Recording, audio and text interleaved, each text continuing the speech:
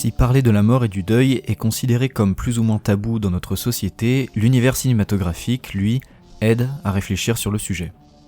En effet, de nombreux films, dessins animés et séries traitent de ces thématiques avec brio, et Mandy ne déroge pas à la règle, c'est d'ailleurs son point de départ, mais on y reviendra un peu plus tard. Pour le moment, contentez-vous de vous installer confortablement, car on s'apprête à plonger dans un film absolument unique, signé Panos Cosmatos. Bienvenue dans l'univers de Mandy, ou l'enfer sous acide.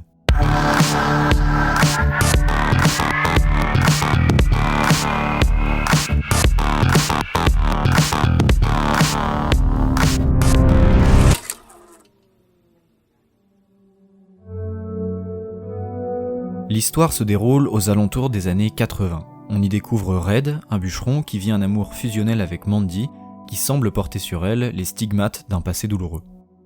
Alors qu'ils se pensaient en sécurité à l'intérieur de leur cocon perdu en pleine forêt, Mandy va croiser la sinistre route d'une secte dirigée par Jeremiah Sand, un gourou ignoble, symbole de la dépravation de l'ego masculin. Et à partir de ce moment-là, ce paradis éthéré dans lequel on baignait depuis le début du film va prendre des teintes beaucoup plus sombres, beaucoup plus rouges, beaucoup plus violentes.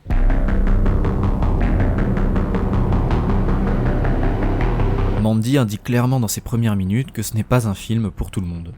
Accompagné de couleurs oniriques imprégnées de néon et une bande-son troublante, ce film est une promenade fantasmagorique où s'entremêlent l'influence du genre dark fantasy et du heavy metal. Des films comme Mandy sont plutôt rares, et pourtant, malgré toutes ces visions et tonalités surréalistes, Cosmatos joue toujours juste avec le spectateur et ne brise pas le charme narratif de l'histoire. À la base, Mandy est une histoire simple qui traite de l'amour, la perte et la vengeance, le tout ancré dans une réalité qui semble être la nôtre, mais pas totalement non plus. Toujours à la lisière du réel et du fantastique, Mandy est orné de fioritures hallucinatoires, tant d'un point de vue sonore que visuel. Le réalisateur et son équipe jouent complètement avec nos sens en nous montrant des paysages hallucinés, des scènes d'animation en 2D, des visages qui se superposent sans qu'on puisse réellement savoir qui est en face de nous, le tout à travers une palette graphique extrêmement variée, bien que le rouge soit à l'honneur tout au long du film, rappelant évidemment le nom du personnage joué par Nicolas Cage. It's crazy evil. Ce sont justement ces visuels et ce ton qui donnent à Mandy son impulsion et son caractère unique. Tout cet univers graphique passionnant vient envelopper la relation entre Red et Mandy, pour qu'au final, ils ne fassent plus qu'un seul et même ensemble. Il en va d'ailleurs de même pour leur thème musical qui le représente parfaitement, à la fois attendrissant, onirique, mais aussi mélancolique. Il est ainsi possible de séparer le film en deux parties distinctes, et c'est dans sa seconde moitié que le film nous saisit à pleine main pour nous entraîner dans un déluge de violence. Il sera alors amusant de constater que Panos Cosmatos assaisonne sa dystopie de références toutes plus pertinentes les unes que les autres. On se laisse alors bercer par ce film, basculant d'une science-fiction à la Carpenter, au nanar de genre où le héros se forge une hache digne de Conan, avant d'assister à un duel à la tronçonneuse, sans oublier les cavaliers de l'Apocalypse qui rappellent les Cénobites d'Hellraiser. Pour autant, si l'on pouvait craindre de tomber dans le Cage Movie participant à la légende de l'acteur, il n'en est en vérité jamais question. Ici, c'est l'univers fictionnel qui prime, et c'est un plaisir de voir Nicolas Cage se mouvoir seul sur ce vaste territoire apocalyptico-psychédélique. Ainsi, avec Mandy, Cosmatos renoue audacieusement avec un cinéma de genre disparu des radars, celui où science-fiction et horreur cohabitent avec harmonie.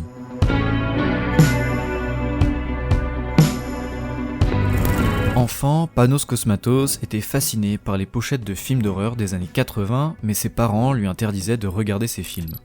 Son père, George Cosmatos, était un réalisateur hollywoodien à qui on doit notamment Rambo 2 ou encore Cobra, et sa mère Birgitta était une artiste connue pour ses sculptures dérangeantes.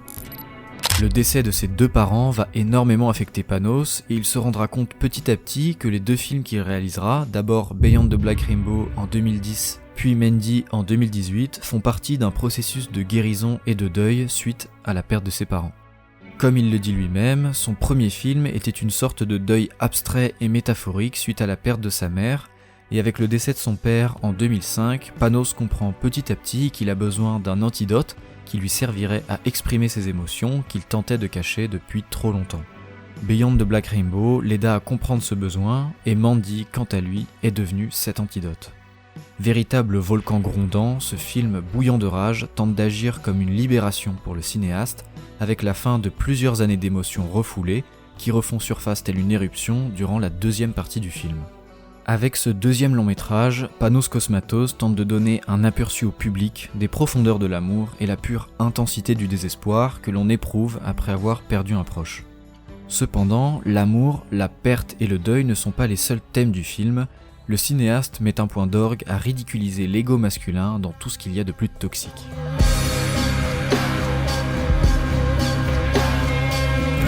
Jeremiah Sand, interprété par Linus Roach, que vous connaissez peut-être pour son excellente performance dans Vikings en tant que roi Egbert, en est le symbole du film.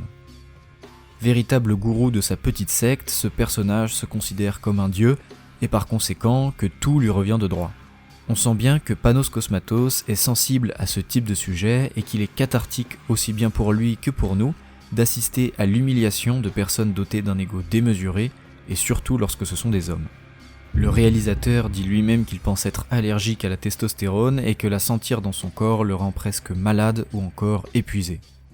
Bien qu'une partie du film se concentre sur des combats sanglants remplis d'armes, de muscles et d'agressivité, l'une des scènes les plus violentes est celle où Mandy s'oppose clairement au gourou en lui riant droit dans les yeux.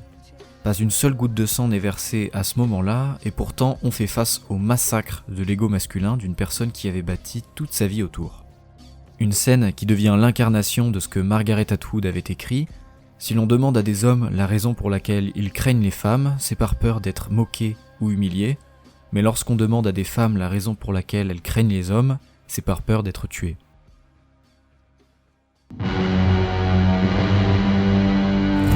Bien que le film porte le nom du personnage d'Andrea Riseborough, bon nombre d'éléments font référence plus ou moins subtilement à celui de Nicolas Cage, Red Miller. Tout d'abord, la musique d'ouverture du film provient d'un album de King Crimson qui s'intitule Red, un premier parallèle avec le nom du protagoniste. Ensuite, on a l'association du tigre avec Cage qu'on aperçoit d'abord sur son t-shirt, puis littéralement un peu plus tard dans le film. D'abord enfermé dans une cage qui fait écho évidemment au nom de l'acteur, l'animal incarnerait alors toutes les pulsions primales et violentes de cet homme en quête de vengeance qui n'attendent que d'être libérés. Avec ce dont on parlait précédemment, on pourrait également y voir un parallèle avec les propres sentiments refoulés du cinéaste, qui se libère alors en même temps que l'animal quitte sa prison. Véritable métaphore de la bête qui sommeille en raid et qui va se révéler petit à petit face à nos yeux ébahis. Ainsi, la symbolique du tigre restera tout au long du film et on pourra également l'apercevoir dans les croquis de Mandy aux côtés de Red, à la manière d'un animal totem qui fusionne avec son « maître ».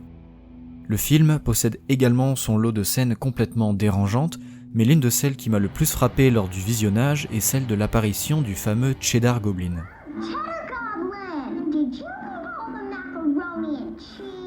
On se retrouve nez à nez avec une sorte de spot télévision où on voit un gobelin vomir des tonnes de mac and cheese sur la tête d'enfants qui crient de joie, et par rapport au contexte du film et de la scène, c'est extrêmement déstabilisant. C'est une scène complètement hors du temps par rapport au récit, qui semble ne pas avoir sa place ici, alors qu'en réalité, c'est tout le contraire. Cette scène est absolument géniale parce qu'elle vient asséner un message très clair. Sans trop spoiler, mais pour mieux comprendre, ce passage survient juste après des scènes dures à regarder, et donc ce décalage entre ce qu'on vient de vivre et cette pub complètement dérangeante vient nous rappeler une chose très simple.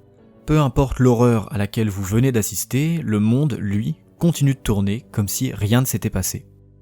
Ça devient alors frappant et tragique, mais au final, ce n'est pas cette pub absurde qui est hors du temps, mais bien nous qui sommes encore en état de choc et presque de déréalisation suite à ce qu'on vient de vivre.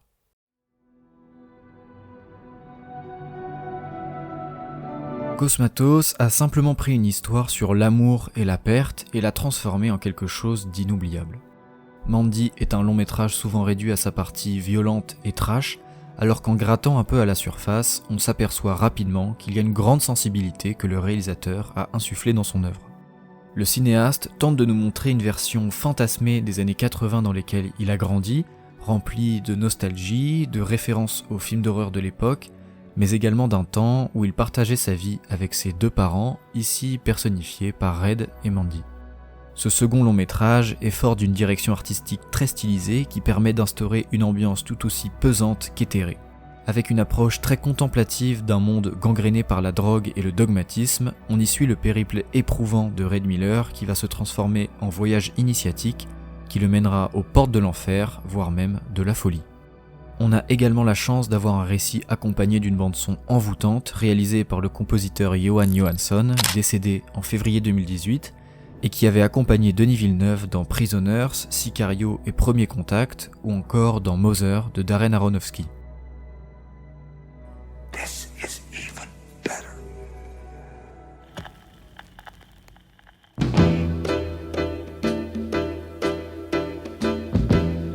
You gotta think about you.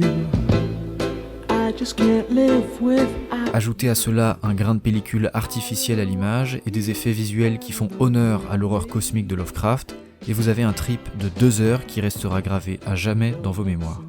À l'origine de seulement 2 films en 10 ans, on ne sait pas quand Panos Cosmatos reviendra derrière la caméra, mais une chose est sûre, voilà un cinéaste qui dénote complètement dans le paysage cinématographique actuel.